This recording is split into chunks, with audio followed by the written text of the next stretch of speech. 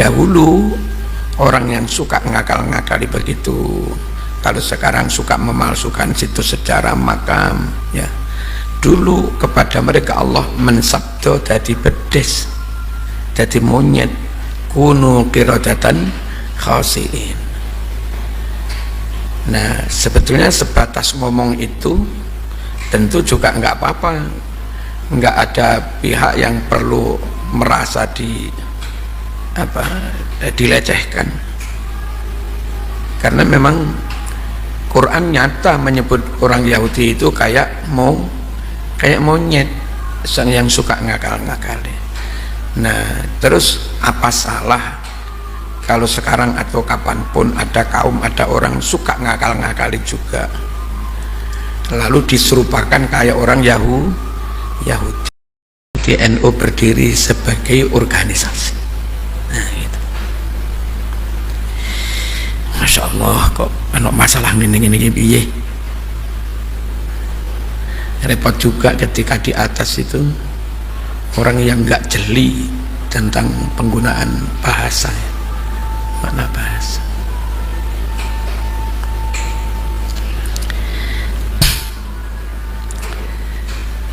Tahsabuhum jami'a, kau kira mereka itu bersatu, berkumpul, tapi sejatinya wa qulubuhum syatta, hati mereka bercerai-berai.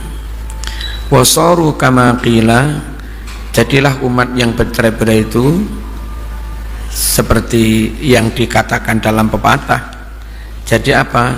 Ghanaman mutabaddidah, bagai kambing yang kacau balau murat marit fi sahra, di padang rumput, di padang pasir.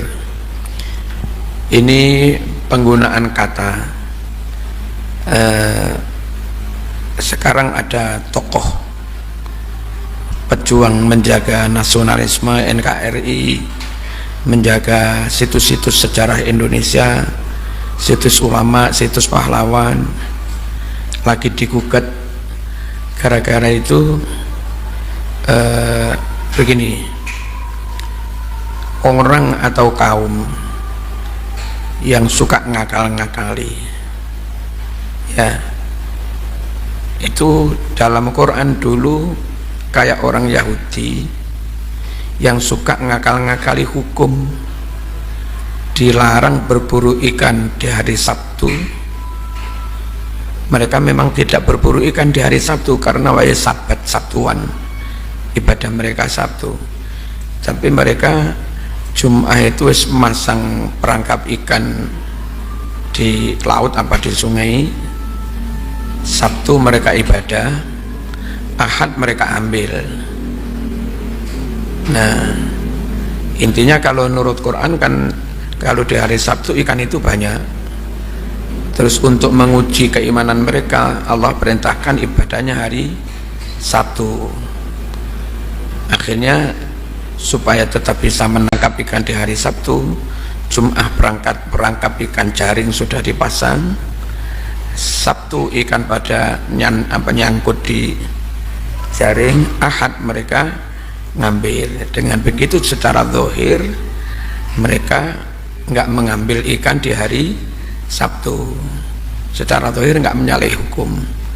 Tapi ketika mereka ibadah di sinagog hari Sabtu itu, hatinya kelingan jaring yang ada di sungai tadi, oleh para yalangun itu.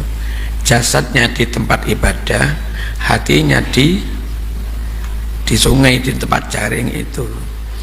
Nah, dahulu orang yang suka ngakal-ngakali begitu. Kalau sekarang suka memalsukan situs sejarah makam, ya. Dulu kepada mereka Allah mensabdo dadi bedes, dadi monyet, kunu qiradatan khasiin. Nah, sebetulnya sebatas ngomong itu tentu juga enggak apa-apa. Enggak ada pihak yang perlu merasa dilecehkan. Karena memang Quran nyata menyebut orang Yahudi itu kayak monyet yang suka ngakal-ngakali. Nah, terus apa salah kalau sekarang atau kapanpun ada kaum, ada orang suka ngakal-ngakali juga, lalu diserupakan kayak orang Yahudi. Yang ini diserupakan kayak kambing, orang bercerai-berai kayak kambing di padang rumput, terus bercerai-berai ya mesti disergap serigala atau jadi apa, jadi objek sasaran apa ini, penjaraan oleh binatang-binatang buas. Binatang buas ke macan macam-macam langsung sergap. Nah sing serigala enggak wani karo macan, menengai ya, nunggu barangkali ada yang apa yang tersisa dari macan itu, sehingga umat yang bercerai-berai itu kayak kambing, bisa jadi jatuh ke tangannya apa perampas kayak macan, bisa jadi jatuh ke tangannya maling-maling yang nunggu mengambil apa, menyolong yang diambil oleh macan tadi. Nah, menyerupakan orang berpecah belah kayak begini tentu nggak salah. Menyerupakan orang yang suka ngakal-ngakali, memalsukan kayak monyet, seperti Quran juga mensabto Yahudi kayak monyet, tentu nggak salah memang. Dan yang diserupakan kayak monyet itu perilakunya, bukan orangnya. Orangnya ya tetap anak Adam. Sekarang lagi rame-rame ngamuk, panas-panas, ngajak perang, padahal itu kan ya soal cara mengingatkan orang. Lalu di Quran juga orang-orang Yahudi Bani Israel yang gaya kaya ulama-ulama ngalor ngidul nggo kitab sak pirang-pirang, tapi gak paham, gak iso maca, gak iso nglakoni, itu diserupakan kayak himar ya di Quran ini, kama talil himari yahmilu asfaro. Tentu ibarat kayak begitu itu kalau sekarang dipakai juga nggak apa-apa. Koning gaya tok ya kayak dokter coba rotok pekok gak ngerti ilmu kayak himar yang kayak begitu itu ya memang dulu Quran menyebutnya kayak himar juga gitu. Dan kalau seperti itu kau tuduh pelecehan, masa Quran itu yang murui pelecehan. Quran itu menyebut begitu supaya kita itu beriktibar, ambil pelajaran, ambil nasihat dari peristiwa itu.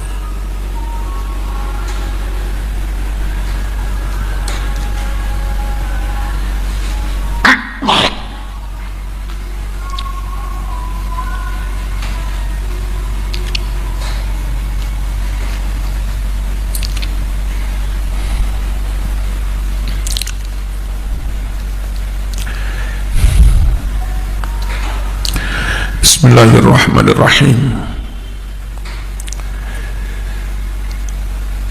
Jadilah ghanaman seperti kambing, mutabadidatan yang murad marid, fi sahra di padang, qad ahata telah mengepung biha kambing-kambing itu anwa usiba berbagai macam binatang buas. Fabaqau muddatan, kalau sementara kambing-kambing itu tetap salimatan selamat. Kalau sekarang sementara selamat itu sementara saja, di tenono sak jam kas habis saja. Aja santai-santai mas, selamat itu sementara wae. Kalau enggak segera bersatu lagi habis ya. Diambil berbagai partai kader NU, lalu karena kader NU marit di berbagai partai, antar kader NU tengkar karena kepentingan partainya beda. Kalau sementara mereka selamat, imma bisa jadi li'anna siba lam yasil ilaiha, bisa jadi karena binatang-binatang buas itu belum sampai ke kambing-kambing tadi, wala budda min an yasil ilaiha, dan pasti tidak bisa pasti sampai yauman ma di suatu hari. Tinggal menunggu hari, aja santai mas, tenang orang apa-apa loh, tinggal menunggu hari mas. tetap ngene hancur-hancur. Wa imma bisa jadi li anasiba, karena binatang-binatang buas itu atathu al-muzahamah, saling berebut, saling berdesak, mendorong binatang-binatang buas itu ilal qital, untuk saling berperang membunuh bainaha, antar binatang buas itu. Jadi sekarang selamat binatang buas belum datang, ya bisa jadi karena binatang buas tukaran dhisik. Nanti ada binatang buas yang menang, ada binatang buas yang kalah. Yang menang akan menyergap kambing-kambing itu, memangsa kambing-kambing. Yang kalah menengah ngenteni turani, nyolong kesempatan, sehingga kambing-kambing yang berpecah belah itu tetap apes, bisa jatuh ke tangan perampas, bisa jatuh ke tangan maling-maling itu, tetap nggak baik. Fayaghlibu fariqun fariqun, sehingga satu kelompok binatang buas mengalahkan kelompok yang lain. Wa yasirul ghalibu ghasiban, binatang buas yang menang jadi perampas.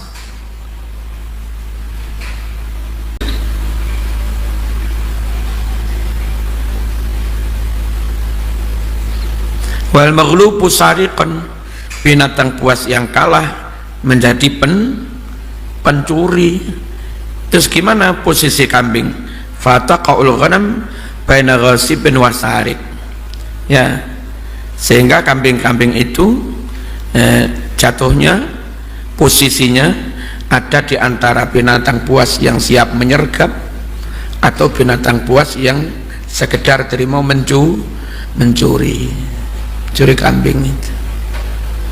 Apik boleh berpecah belah, nggak apik, nggak. Fattafarruqu sababud dha'fi wal khidlan wal fasal fi jami'il aznan. Yang namanya berpecah belah itu mas, mesti menyebabkan lemah, terhina, gagal di sepanjang masa. Bal huwa majlabatul fasad, bahkan perpecahan itu mendatangkan kerusakan. Wa matiyatul kasad, dan seakan perpecahan itu kendaraan yang menghantar pada lesunya ekonomi, lesunya perdagangan.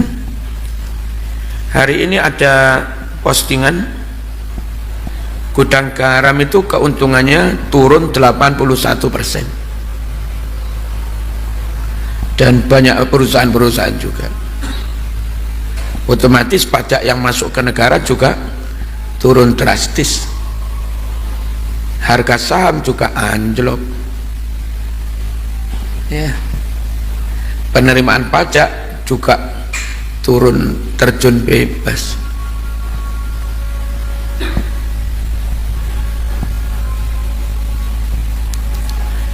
Ini harga atau risiko yang harus dibayar. Keinginan bangsa dipimpin Pak Prabowo untuk benar-benar kepingin berdaulat oleh Indonesia sendiri. Penguatan nasionalisme itu mesti beberapa investor oligarki merasa rugi, akhirnya mereka ngancam mencabut investasi, saham mereka jual, uang mereka bawa ke luar negeri. Dari dulu yang namanya pengen mandiri mesti sorok, mengencangkan ikat pinggang.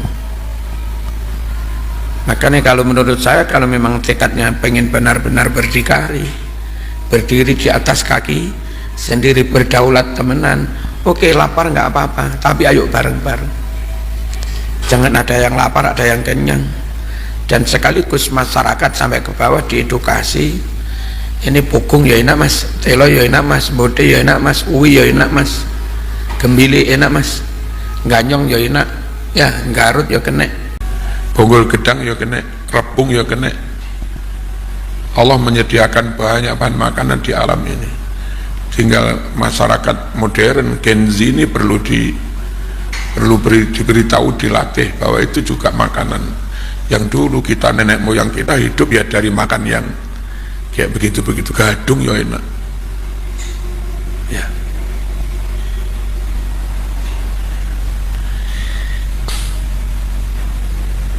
Terus sembarang tidak harus serba listrik, tidak harus serba elektrik, digital, enggak harus. Sumur buka maneh nimbo kena. Nimbo itu soro. Tapi nyuwun sewu, di embargo luar negeri pun kita hidup. Kalau semuanya serba bergantung mesin, di embargo kita mati. Nimbo ra biasa nimbo, gak nimbo gak oleh banyu tenan.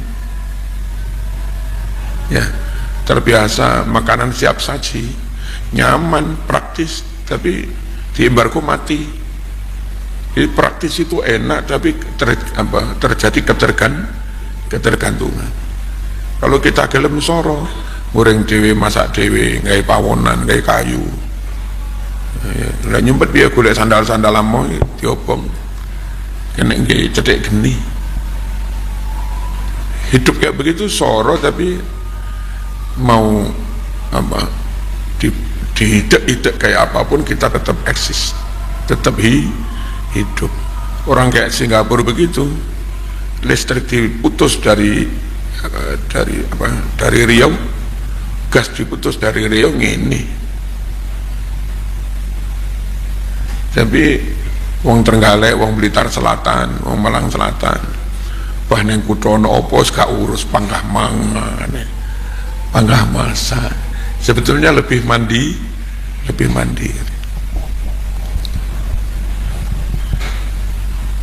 Coba pondok lah, kan ono tanah neng kono, nggak ada gubuk-gubukan, ya. Terus ono pawone masak-masak neng kono, cah-cahan, ya. Rame-rame di masak neng kono tepangan. Yo rotok soro di sawang yo patek pantes mahasiswa kok ngliwet dhewe. Enggak masalah. Pertama ngirit, yang kedua mesti wareg. Yang ketiga mandiri. Terus ben enggak mubadir saiki gara-gara gawe gas. Nek pinggir dalan ono kayu ditebangi kan mubadir.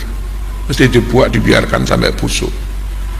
Nggak Sumatera babati sawit atau babati karet mau di permajaan mesti mubadir. Kalau dulu kena ingin ngobong botol, kena ingin ngobong genteng, kena ingin masak, gak mubadir.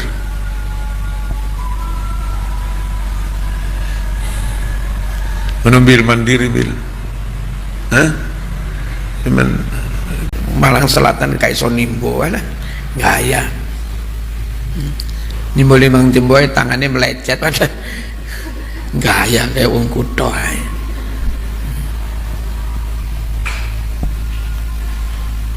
Dan pola-pola hidup seperti itu bisa eksis tanpa gaji. Guru-guru dinia, guru MIN tanpa gaji, kalaupun ada 50.000 dedepan, tapi bisa hidup. Ari nandur dewi masih kapate akeh, supaya nggak bolak-balik ngetokne duit gawe tuku bumbu macem-macem. Engko godhong pre bambang lho, nandur neng pot sekitar omah. Lombok yo nandur dewe, terong nandur dewe, pokong nandur dewe. Ya pengen gizi ngingu pitik dewe, pengen dok yang goreng-goreng doke dewe. Nah, begitu. Terus anak sing kuliah karo diingokne wedhus 4, 5 semester sepisan bayar SPP ngedol wedhus loro. Tuku maneh. Gak bayaran lu iso hidup. Pola-pola hidup mandiri.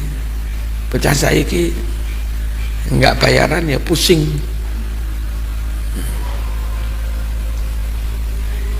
Belajar lah, maka nong gawe gubuk nang mburi kan. Ya. Masak-masak gawe pawonan akeh kayu nganggur.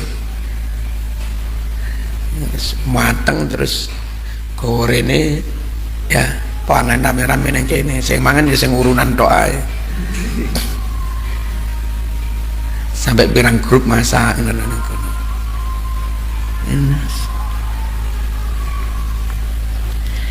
Mari dikorai mana masak rono mana. Angkut sepeda hari ini.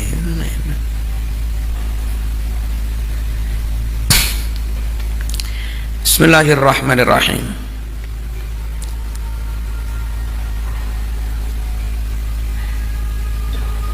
Wa ta'iyatul kharab,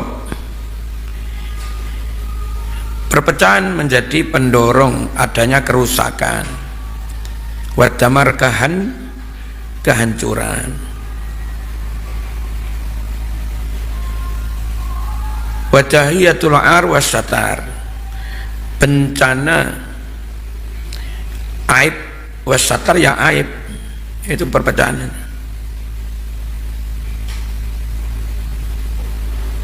Yang tempo hari karena situasi seperti ini kan akhirnya keuangan organisasi juga sulit karena kurang kompak seperti ini.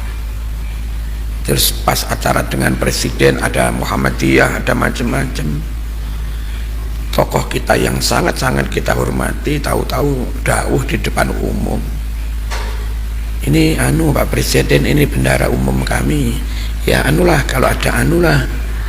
Wah, minta di depan umum, Mas, malu kan, malu.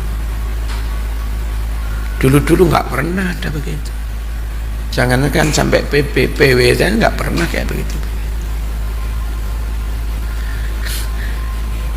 Jadi bahwa kita minta dilihat, didengar Muhammadiyah, bahwa kita minta didengar oleh LDII, oleh PKS, oleh pastor-pastor, yang gereja nggak pernah melakukan itu, Muhammadiyah juga nggak pernah melakukan. Malu, malu. Dahiyatul ar wassatar.